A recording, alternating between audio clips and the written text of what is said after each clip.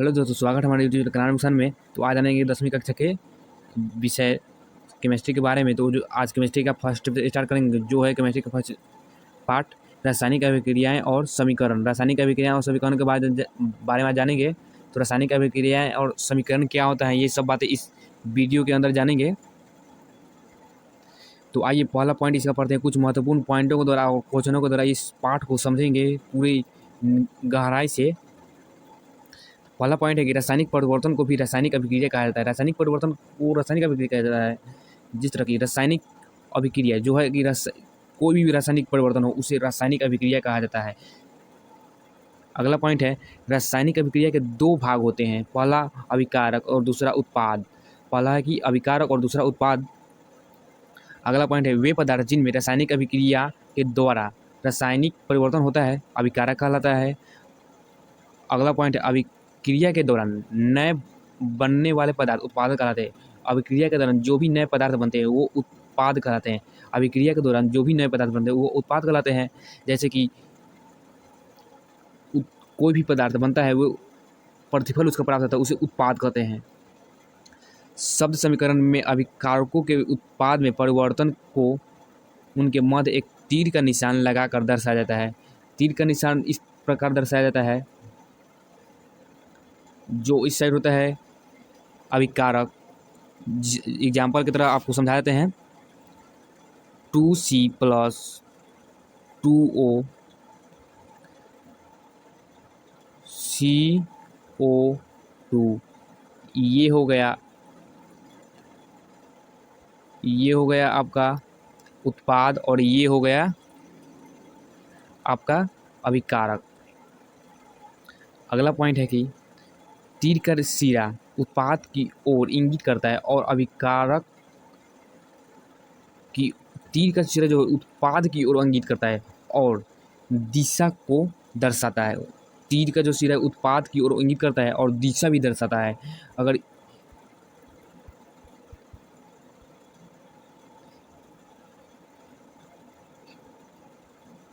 तीर का जो सिरा है इस प्रकार दिया जाता है तो ये दिशा बताएगा, ये इसी तरफ, ये दिशा तो इसी तरफ ना बताएगा, इस तरफ से इस तरफ आ रहा है तीर का सिरा तो इसी तरफ दिशा बताएगा। अभिकारकों के बीच योग यानी प्लस, अभिकारकों के बीच योग यानी प्लस इस प्रकार होता है का चिन्ह लगाकर उन्हें बाईं ओर LHS, बाईं ओर यानी बाईं ओर मेरा इस तरफ पड़ रहा है तो इस तरफ बता रहा है आपको, लिखा जाता है। और इसी प्रकार उत्पादों के बीच योग प्लस का चिन्ह देकर लगाकर उन्हें दाईं ओर यानी दाहिना तरफ यानी इस तरफ मेरा पड़ रहा है तो इस तरफ RHS लिखा जाता है। अगला पॉइंट है, शब्दों की जगह रासायनिक सूत्र का उपयोग करके रासायनिक समीकरणों को अधिक संक्षिप्त और उपयोगी बनाया जा सकता है। मतलब कि शब्दों का उपयोग न कर उसे संकेतों के रूप में यानी संक्षिप्त में लिखने के लिए रासायनिक सूत्रों का उपयोग किया जाता है। जैसे कार्बन का होता है,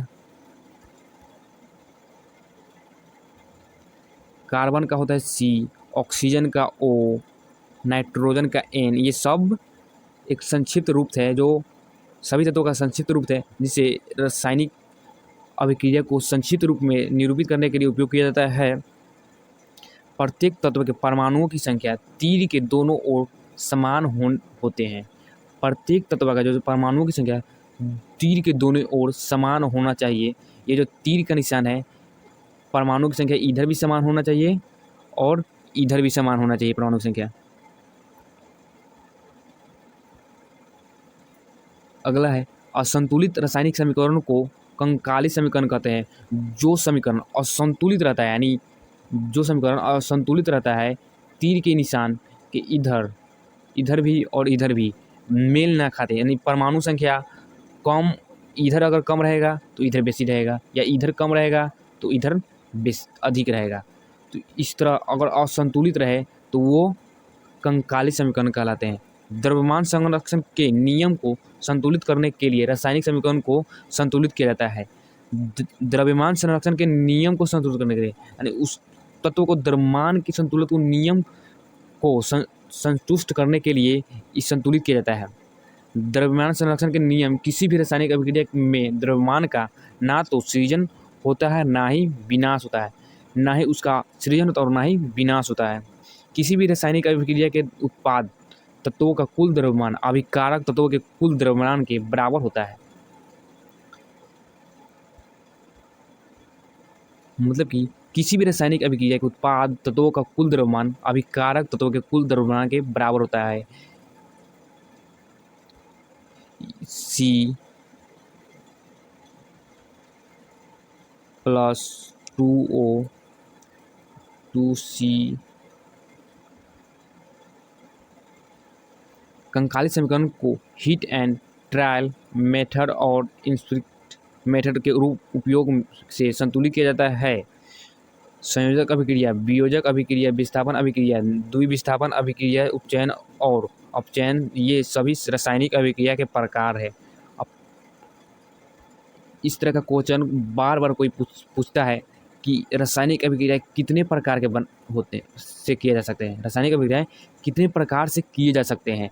तो इसमें आप अच्छी तरह से जान सकते हैं रासायनिक अभिक्रियाएं ये संयोजन अभिक्रिया, वियोजन अभिक्रिया, विस्थापन अभिक्रिया, द्विविस्थापन अभिक्रिया, अपचयन अभिक्रिया, उपचयन अभिक्रिया, ये इस प्रकार इसमें आप देख सकते हैं कि सभी अभिक्रियाओं का नाम दिया है जिस प्रकार रासायनिक अभिक्रिया को संतुलित किया जाता है और सजाया जाता है। संक्षारण और विकृत गंधिका उपचयन अभिक्रिया के प्रभाव के कारण होते हैं। एक संपूर्ण रासायनिक अभिक्रिया की अभिकारक उत्पाद और उनके भौतिक दशाओं को संकेतों में दर्शाता है। एक जो भी संपूर्ण रासायनिक अभिक्रिया होता है उसके अभिकारक उत्पाद और उनके भौतिक दशाओं को संकेत में दर्शाता है। संयोजक अभिक्रिया में दो या दो से अधिक पदार्थ मिलकर एक एकल या नया पदार्थ बनाता है। जिस अभिक्रिया में ऊर्जा का अवशोष होता है वह ऊष्माक्षेपी कहलाता है।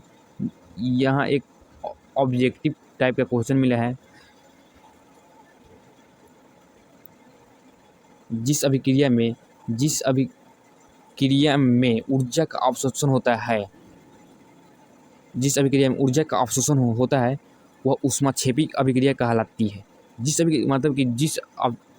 अभिक्रिया में ऊर्जा का अवशोषण यानी घटता है वो ऊष्माक्षेपी अभिक्रिया कहलाता है। अगला पॉइंट है अवशोषण अभिक्रियाएं लघुलनशील लवणों का उत्पादन होता है। अघुलनशील लवणों का उत्पादन होता है। अपक्षेपण अभिक्रिया अघुलनशील लवणों का उत्पादन करती है। द्विविस्थापन अभिक्रिया में दो भिन्न अणु या अणुओं के समूह में बीच आयनों का आदान प्रदान होता है। अभिक्रिया में पदार्थों से ऑक्सीजन या हाइड्रोजन का योग अथवा ह्रास भी होता है। कोई भी अभिक्रिया में ऑक्सीजन या हाइड्रोजन का योग अथवा ह्रास भी होता है। योग मतलब कि जुट भी सकता है, ह्रास मतलब कि घट भी सकता है। कोई भी अभिक्रिया में हाइड्रोजन यानी H, ऑक्सीजन यानी O, ये दोनों घट भी सकते हैं, बढ़ भी सकते हैं, यानी माइनस भी हो सकता है और प्लस भी हो सकता है। ऑक्सीजन का योग अथवा हाइड्रोजन का ह्रास ऑक्सीकरण या अपचयन कहलाता है। ये भी एक ऑब्जेक्टिव टाइप का यानी 2 नंबर में भी पूछ सकता है या ऑब्जेक्टिव में पूछ सकता है।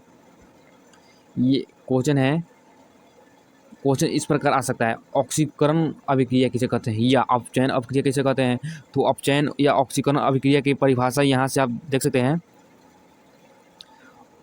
ऑक्सीजन का वियोग अथवा हाइड्रोजन का ह्रास ऑक्सीकरण या अपचयन अभिक्रिया कहलाता है। ऑक्सीजन का योग यानी प्लस अथवा हाइड्रोजन का ह्रास यानी माइनस, ऑक्सीजन O और हाइड्रोजन H से निरूपित किया जाता है। हाइड्रोजन का ह्रास होना चाहिए उसमें, वह अभिक्रिया जिसमें हाइड्रोजन का ह्रास और ऑक्सीजन का योग होना चाहिए वह अभिक्रिया ऑक्सीकरण या अपचयन अभिक्रिया कहलाता है। ऑक्सीजन का ह्रास अथवा हाइड्रोजन का योग अपचयन अभिक्रिया कहलाता है। यहाँ भी एक क्वेश्चन है। ऑक्सीजन का ह्रास अथवा हाइड्रोजन का योग अपचयन अभिक्रिया कहलाता है जब कोई तत्व किसी यौगिक से किसी दूसरे तत्व को विस्थापित करता है तो विस्थापन अभिक्रिया कहलाता है। जब कोई तत्व किसी यौगिक से किसी दूसरे तत्व को विस्थापित करता है तो विस्थापन अभिक्रिया कहलाता है। जब कोई तत्व किसी यौगिक से दूसरे तत्व को विस्थापित करता है, विस्थापित करना मतलब कि अलग करना, विस्थापित करना मतलब अलग करना होता है, विस्थापित मतलब करना अलग, मतलब CO2 है तो इसे अलग विस्थापित करता है तो ये 2C+2O बनाएगा, ये विस्थापित अभिक्रिया हो गया। ठीक, आगे है विस्थापित अभिक्रिया में एक अधिक अभिक्रियाशील तत्व कम अभिक्रियाशील तत्व पदार्थों को विस्थापित कर देता है, जैसे आयरन, जिंक और कॉपर को विस्थापित कर देता है, क्योंकि आयरन, जिंक और कॉपर से अधिक अभिक्रियाशील है। इसमें समझाया जाता है कि जैसे आयरन जिंक एक हुआ और कॉपर को विस्थापित कर देता है, आयरन जिंक और कॉपर को विस्थापित कर देता है, क्योंकि आयरन जिंक और कॉपर से अधिक क्रियाशील है। आयरन जो है वो जिंक और कॉपर से अधिक क्रियाशील है। अगला है पॉइंट, द्विविस्थापन अभिक्रिया में आयनों का आदान प्रदान होता है। द्विविस्थापन अभिक्रिया में आयनों का आदान प्रदान होता है। हमारे भोजन में ऑक्सीजन की वृद्धि से भोजन का अपचयन तेजी से होता है, जिससे वह विकृत गंधित हो जाता है। विकृत गंधित पदार्थों का गंध और स्वाद बदल जाता है। तो अभी तक जितने मैंने बताया वह सब ऑब्जेक्टिव और एक आध दो क्वेश्चन 2 नंबर में पूछ सकता है। ऑब्जेक्टिव में ये VBI है, VBI ऑब्जेक्टिव के लिए यह VBI है, जो इसमें से लगभग 5 नंबर का पूछ सकता है। तो आइए आप क्वेश्चन की तरफ बढ़ें, लघुत्तरीय और दीर्घोत्तरीय की तरफ। पहला क्वेश्चन है कि वायु में जलने से पहले मैग्नीशियम रिवर को साफ क्यों किया जाता है। पहला क्वेश्चन है, वायु में जलने से पहले मैग्नीशियम रिवर को साफ क्यों किया जाता है। वायु में जलने से पहले मैग्नीशियम रिवर को साफ क्यों किया जाता है। वायु में जलने से पहले मैग्नीशियम रिवर को साफ क्यों किया जाता है। वायु में जलने से पहले मैग्नीशियम रिवर को साफ क्यों किया जाता है। वायु में जलने से पहले मैग्नीशियम रिवर को साफ किया जाता है। इसका आंसर है वायु में जलने से पहले मैग्नीशियम रिवर को साफ किया जाता है ताकि वह जलते समय पूरी तरह वायु के संपर्क में रहे। कोई भी वस्तु को जलाने पर वह वायु के संपर्क में रहता है, तभी कोई भी वस्तु या कोई चीज़ जलता है। इसे वायु में मैग्नीशियम रिवर को साफ कर देने से ये पूरे वायु के संपर्क में आ जाता है, जिससे अच्छी तरह से ये जलता है। क्वेश्चन नंबर दूसरा, निम्नलिखित रासायनिक अभिक्रियाओं के लिए संतुलित समीकरण लिखिए। निम्नलिखित रासायनिक अभिक्रियाओं के लिए संतुलित समीकरण लिखिए। अगला क्वेश्चन है यही कि निम्नलिखित रासायनिक अभिक्रियाओं के लिए संतुलित अभिक्रियाएं लिखें। पहला है पॉइंट में हाइड्रोजन प्लस क्लोरीन, ये संतुलित कर रहा है हाइड्रोजन क्लोराइड। इसका सूत्र होता है हाइड्रोजन H प्लस है तो प्लस, क्लोरीन Cl, ये तीर का निशान है तो तीर का निशान दे दिए, और हाइड्रोजन क्लोराइड HCl, ये हाइड्रोजन क्लोराइड हो गया। तो ये इसमें एक हाइड्रोजन है तो एक हाइड्रोजन, यहाँ एक हाइड्रोजन है तो एक हाइड्रोजन इसमें भी है Cl, यानी क्लोरीन एक है तो इस एक क्लोरीन इसमें भी है। अगला है पॉइंट, अगला क्वेश्चन है निम्नलिखित अभिक्रियाओं के लिए उनकी अवस्था के संकेतों के साथ संतुलित रासायनिक समीकरण लिखिए। निम्नलिखित अवस्था के संकेतों के साथ संतुलित रासायनिक समीकरण लिखिए।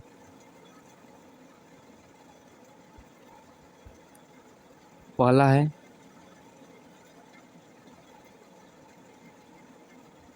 जल में बेरिलियम क्लोराइड तथा सोडियम सल्फेट के विलयन अभिक्रियाओं करके सोडियम क्लोराइड का विलयन तथा अघुलनशील बेरिलियम सल्फेट का अपक्षेद बनाते हैं। दूसरा का है सोडियम हाइड्रोक्साइड का विलयन जल में हाइड्रोक्लोरिक अम्ल के विलयन से अभिक्रिया करके सोडियम क्लोराइड का विलयन तथा जल बनाते हैं। आगे का क्वेश्चन है किसी पदार्थ X के विलयन का उपयोग सफेदी करने के लिए होता है। इसमें कहा जा रहा है कि किसी पदार्थ X के विलयन का उपयोगी सफेदी करने के लिए होता है। इसमें पॉइंट के रूप में 2 दिया हुआ है, पदार्थ X का नाम तथा इसका सूत्र लिखिए। पदार्थ का X का नाम तथा इसका सूत्र लिखिए। 2 नंबर दिया है ऊपर में लिखे पदार्थ की जल के साथ अभिक्रियाएं लिखी। पदार्थ एक में जो दिया है उसके जल के साथ अभिक्रियाएं लिखनी है। आगे क्वेश्चन है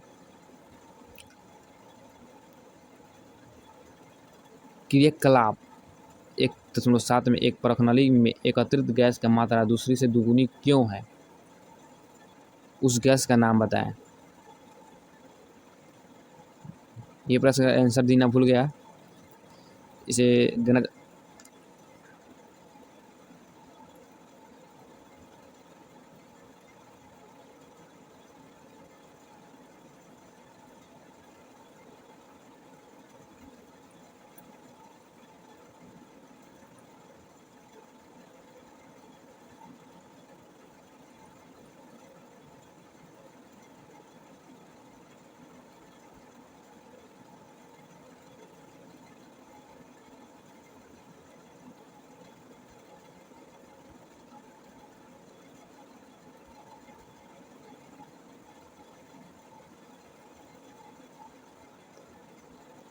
आगे का क्वेश्चन है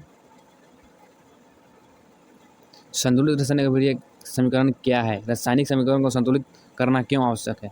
तो आगे ये क्वेश्चन है कि संतुलित रासायनिक समीकरण क्या है? संतुलित रासायनिक समीकरण जो है जो क्या है? संतुलित रासायनिक समीकरण जो क्या है?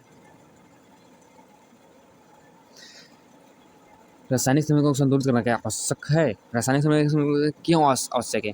जब अभिकारक और उत्पादक दोनों तरफ से के प्रत्येक तत्व के परमाणुओं की संख्या समान हो तो ऐसे समीकरण को संतुलित रासायनिक समीकरण कहते हैं।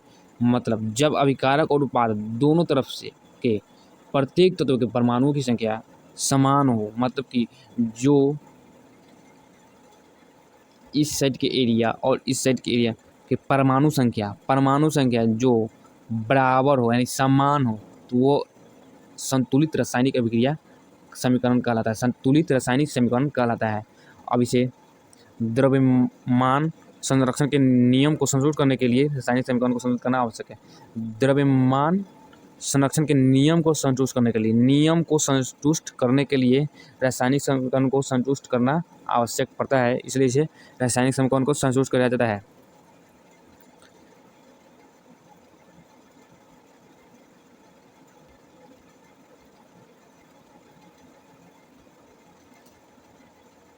आगे क्वेश्चन है एक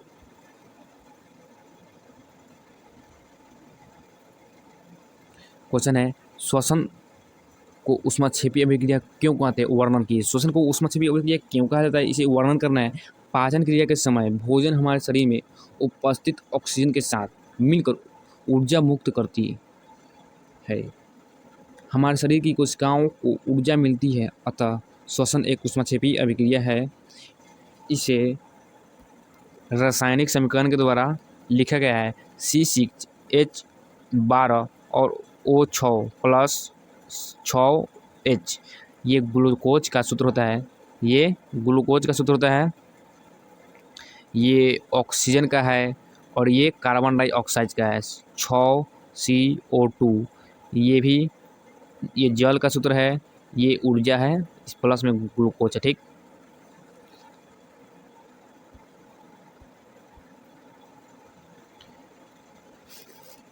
अगला क्वेश्चन है वियोजन अभिक्रिया को संयोजन अभिक्रिया के विपरीत क्यों कहा जाता है? इन अभिक्रियाओं के लिए समीकरण लिखिए। ये इन अभिक्रियाओं के लिए समीकरण लिखना है। जिस प्रकार संयोजन अभिक्रिया में दो या दो से अधिक अभिक्रिया परस्पर क्रिया करके उत्पाद बनाते हैं, ठीक उसी के विपरीत वियोजन अभिक्रिया में कोई दो यौगिक या डॉन से यौगिक में विघटित हो जाता है। संयोजन अभिक्रिया में कोई दो यौगिक आपस में मिलकर एक संयोजन का निर्माण करते हैं। वियोजन अभिक्रिया में कोई एक जटिल यौगिक मिल अकेले ही दो संयोजन का निर्माण करता है। अब आया महत्वपूर्ण प्रश्न,